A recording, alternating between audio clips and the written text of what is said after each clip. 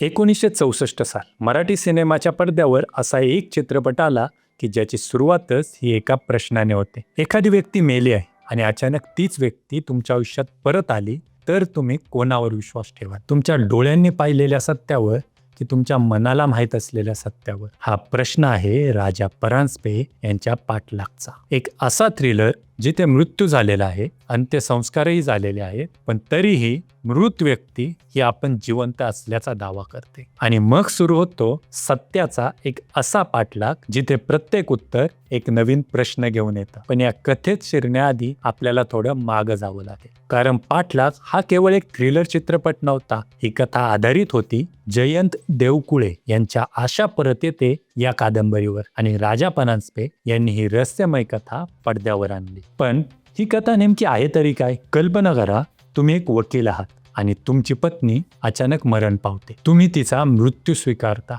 तिच्या अंत्यसंस्काराला उपस्थित राहता आणि तिच्याशिवाय जगण्याची तयारी करता. कथेचा इथे शेवट व्हायला हवा, पण पाठलागची खरी सुरुवात इथून होते. कारण काही दिवसांनी एक स्त्री समोर येते आणि ती म्हणते, मी तुमची पत्नी आहे. आता फक्त प्रश्न हा नसतो की ही स्त्री कोण आहे, तर खरा प्रश्न हा असतो की मग जिच्यावर अंत्यसंस्कार झाले ती कोण होती? आणि हा दावा फक्त शब्दांपुरताच नसतो. तिला त्या वकिलाच्या वैवाहिक आयुष्यातले अशा काही गोष्टी माहिती असतात की ज्या फक्त त्याच्या पत्नीलाच माहीत असू शकतात. आणि मग डोळ्यासमोर झालेला मृत्यू खरा मानायचा की आपल्याच डोळ्यासमोर उभी असलेली ही जिवंत व्यक्ती? आणि याच प्रश्नाभोवती संपूर्ण पाठलागचं रहस्य उभं राहतं. आणि याच रहस्याचा शोध त्या वकिलासोबत प्रेक्षकही घेत असतो. आणि शेवटी रहस्य उलगडतं. पोलिसांनी पकडलेली ती स्त्री तीच त्या वकिलाची खरी बायको असते, आणि जी मृत पावली ती तिची जुळी बहीण असते. म्हणजेच ज्याला आपण सत्य समजत होतो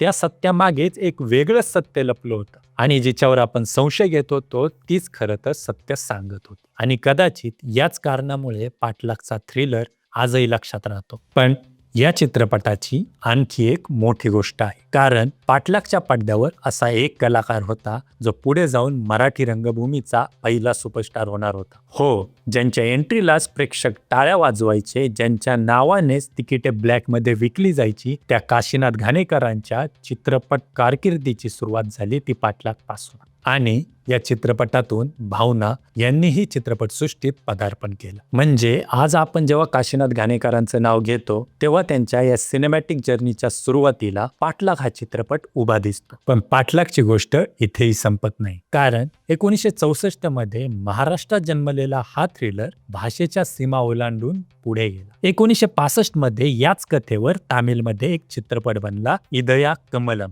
आणि त्यानंतर 1966 मध्ये याच चित्रपटाचं हिंदी रूप आलं, मेरा साया. आणि या चित्रपटात होते सुनील दत्त आणि साधना. म्हणजे विचार करा, एका मराठी सिनेमाची कथा पहिल्यांदा तामिळ सिनेमात पोचली आणि त्यानंतर हिंदी सिनेमातही. आज आपण मेरा सायाचं नाव घेतो, पण या कथेचं मूळ हे 1964 मध्ये आलेला एका मराठी सिनेमात होतं. म्हणून पाठलागकडे पाहताना तो एक जुना मराठी थ्रिलर चित्रपट आहे असं बघणं हे कदाचित योग्य ठरणार नाही, कारण हा चित्रपट आहे एका साहित्य कृतीचा पडद्यावरचा प्रवास. राजा परांजपे यांच्या फिल्म मेकिंगचा एक भाग, काशीनाथ घाणेकरांच्या कारकिर्दीची सुरुवात आणि एका मराठी कथेचा तामिळ आणि हिंदी सिनेमापर्यंत पोहोचलेला प्रवास. पण कदाचित या सगळ्यापेक्षा मोठी गोष्ट एकच आहे. आजही आपण त्या प्रश्नाचं उत्तर शोधत राहतो. जर एखादी व्यक्ती मेली आणि तीच तुमच्या समोर अचानक उभी राहिली तर तुम्ही कोणावर विश्वास ठेवाल? तुमच्या डोळ्यांवर, तुमच्या आठवणींवर की तुमच्या मनावर? याच प्रश्नाचं उत्तर शोधण्यासाठी